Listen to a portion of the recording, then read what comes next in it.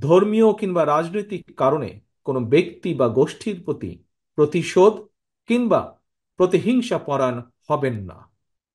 বিশেষ করে সংখ্যালঘু জনগোষ্ঠী কোনোভাবেই যেন হেনস্থার শিকার না হন, সেটি নিশ্চিত করা আমাদের সবার দায়িত্ব।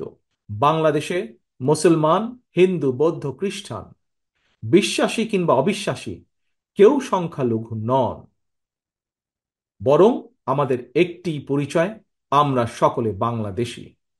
সুতরাং ব্যক্তি হিসাবে কারো প্রতি কোনো ক্ষোভ থাকলে প্রয়োজনে আইনগত পদক্ষেপ নিন, কিন্তু দয়া করে আপনারা কেউ নিজ হাতে আইন তুলে নেবেন না। অন্যকে নিরাপদ রাখুন, নিজেকেও নিরাপদ রাখুন। নিজের মহত্ব দিয়ে প্রমাণ করুন আপনি আওয়ামী লীগ নন, বরং আপনি একজন মানুষ। আইন শৃঙ্খলা বাহিনী কিংবা জনপ্রশাসনের কেউ অন্যায় করে থাকলে রাষ্ট্রের প্রচলিত আইন অনুযায়ী তাদের বিরুদ্ধে ব্যবস্থা গ্রহণ করা হবে। দেশে কোনো সরকারি কিংবা বেসরকারি প্রতিষ্ঠান কিংবা বিদেশের দূতাবাসগুলো নিরাপদ রাখা আমাদের সকলের কর্তব্য, সকলের দায়িত্ব। আমি আবারও আপনাদের কাছে বলবো, কোনো অপশক্তি যাতে ছাত্র জনতার সফল বিপ্লবকে লক্ষ্যচ্যুত করার সুযোগ নিতে না পারে, এই জন্য আমাদের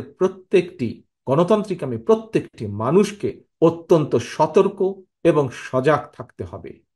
এটি এই মুহূর্তে বিএনপি সহ বাংলাদেশের পক্ষের প্রতিটি রাজনৈতিক দলের নেতা, কর্মী, সমর্থক, শুভাকাঙ্ক্ষীদের প্রতি আমার বিশেষ আহ্বান।